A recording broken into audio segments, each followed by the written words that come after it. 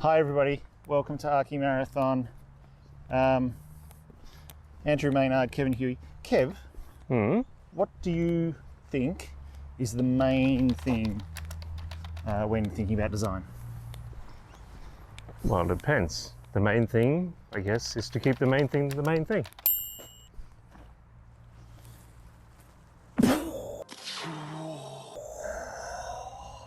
Not again, Andrew.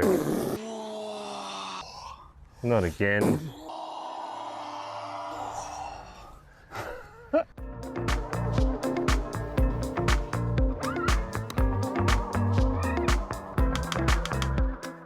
When you say keep the main thing, that's probably something that it probably means you remind yourself what the main thing is through the process, because the process is constantly trying to dismantle that Derail you. Derail you, yeah.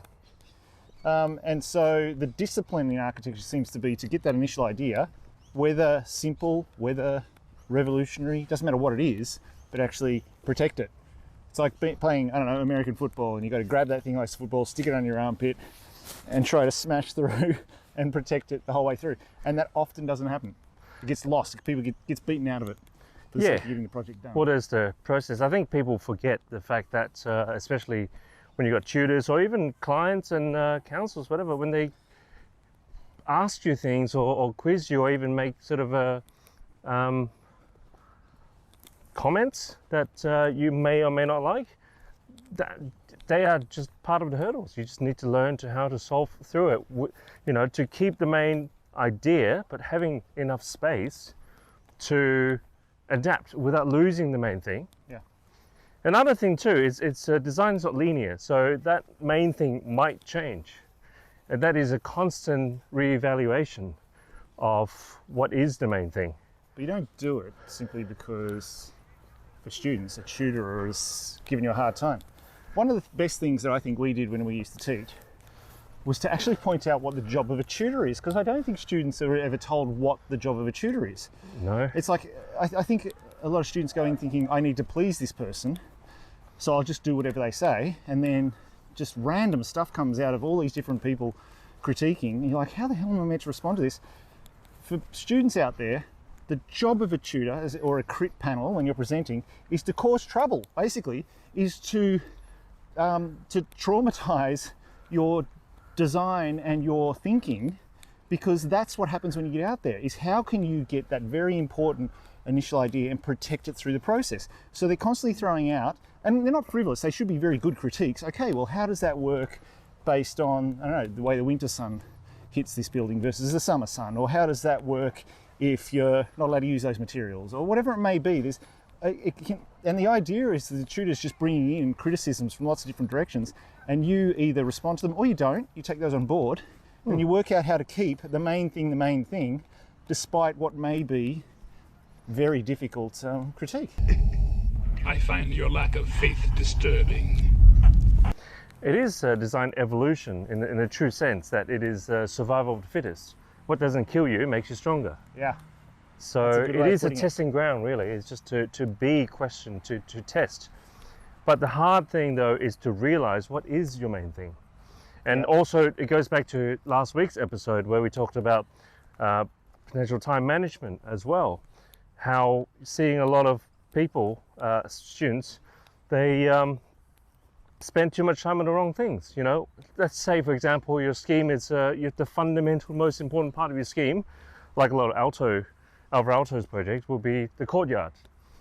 Yeah, and you spend time on working on the toilet details or the facade. It's like, well, what about the courtyard?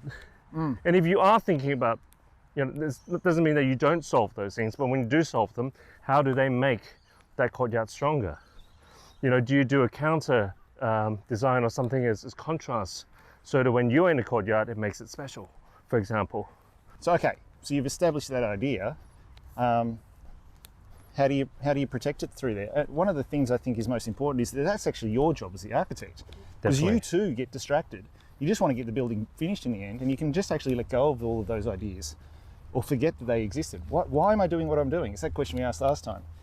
That goes for each project too. You know, you've all seen it. You've all walk around a city and you look at these buildings, you go, no, I know what they were going for there. But yeah, you know, you didn't follow through. You didn't protect that idea, and it became sort of a why bother moment. It just became a building that's a funny shape. Yeah. So there's plenty of examples of that. And there's plenty, you get very carried away with bling bling stuff, a lot of gimmicks. Yeah. Like one thing that we were talking about before is, you know, there are really great examples of architects doing phenomenal work with quite simple core ideas. And the beauty often comes from the holding onto that idea and protecting it and executing it beautifully. I'd say somebody like Sean Godsell is an example of that. Mm-hmm. There isn't this huge avant-garde idea. There isn't this this idea that's going to rock the world and change culture. But his execution of his core principles is always disciplined. Yeah, disciplined. So disciplined. You know what he was aiming for, and his sketches are there, Mm. and then he executes them. And you can see the sketch went through a process and was built. And it's quite easily, you know, that, because often you need to fight tooth and nail to get that happening. It is so hard to do what Sean Godsell does, but as he talks about in his lectures, he was a ruckman in Australian rules football, overlay an image of somebody smashing in. And he basically says, he treats it like this aggressive sport where I've just got to basically get these ideas and smash them through, even if it requires me breaking some arms along the way. Mm. And often it comes across as being arrogant. When he's just pig-headed. And then in the end, it's sort of, there's something that seems straightforward and inevitable about his work, but it's gone through a lot of trauma to protect that idea. And I think more discipline than most people and more patience than most people have. Somebody's kept the main thing over here. They built a little shelter. It's raining too. I actually don't think they got a planning permit. But yeah, it started raining, so let's... Have you got a match?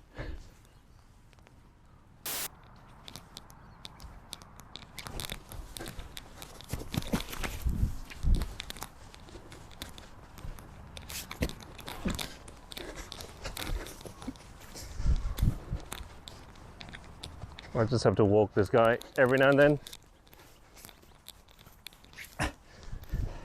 I think the isolation is getting to him.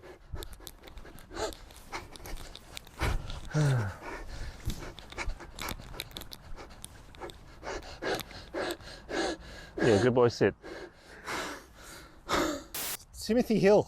Timothy Hill talked about the fox versus the hedgehog. So traditionally the Greek parable is the hedgehog always wins because it sticks up its spikes. There's only one way, you know, that's his only skill.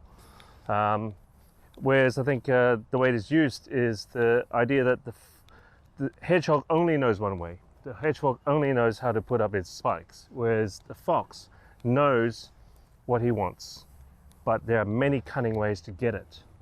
And the ability, I think that's quite important as designers and architects, to be able to be flexible while still knowing what you're trying to achieve. So the fox can keep the main thing because he has the ability to adapt to all the conditions that come at him that may stop that main thing. That's correct. Instead of just digging in, putting his spikes up and being defensive. Yes.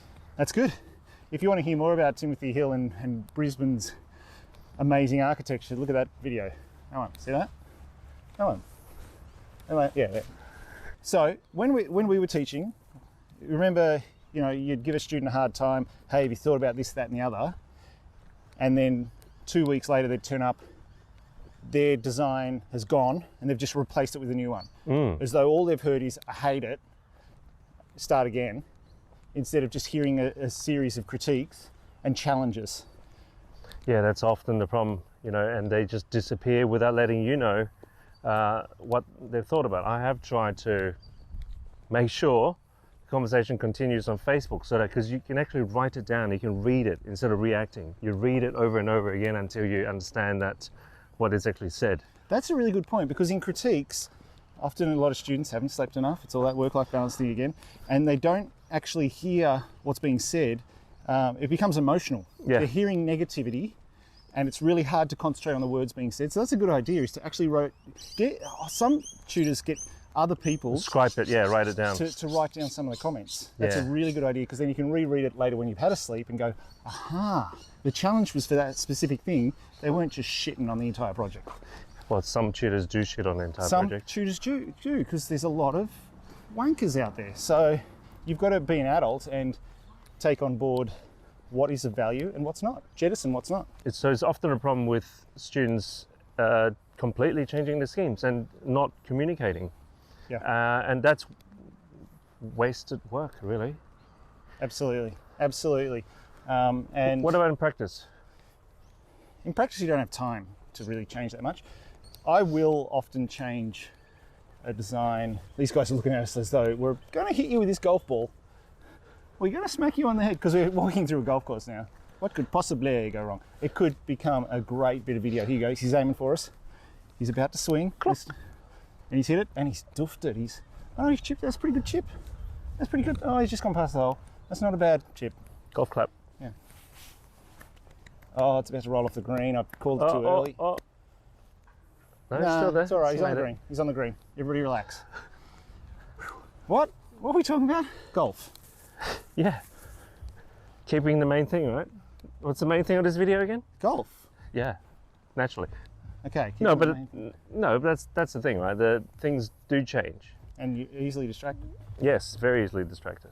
So Andrew, have you watched Iron Chef? Yeah. Yeah. Yeah. So Iron Chef has got this crazy sort of 80s, 90s Japanese cooking show where they have a theme ingredient, and Chairman Kaga, crazy guy, and he's got these Iron Chefs, and they all battle out on this theme ingredient each week. 今日のテーマはタケノコ。タケノコピーマン And they have 1 hour, I think, 1 hour between two teams, and they have to kind of celebrate this particular ingredient. And they, things go wrong, things get burned, things didn't turn out the way it is. But the thing is, it is still the master chef, the Iron Chefs, that work out, what is the main thing they're trying to achieve with this ingredient. They can't just substitute things, because they've got a team of people working under them to make sure, they're just producing the work. And they have just got that one task, boil this, cook this, but it's still the master chef to control the outcome.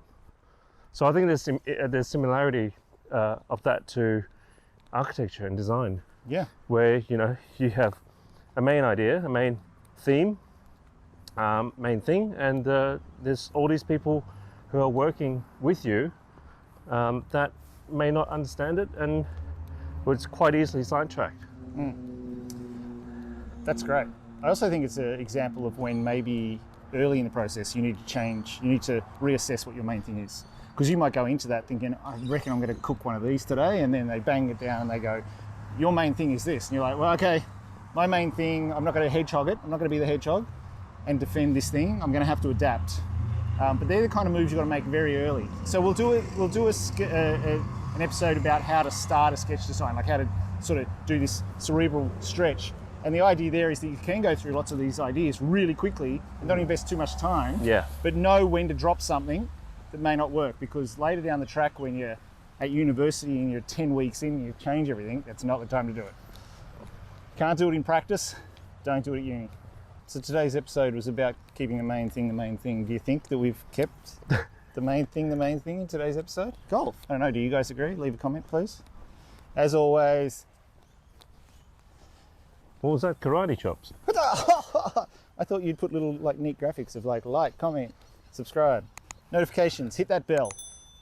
Please subscribe. Thanks for watching, guys. We love you all. We'll see you in the next one. You got anything else to add, Kevin? Anything? No? It's a silent type, strong silent type. Golf. Yeah.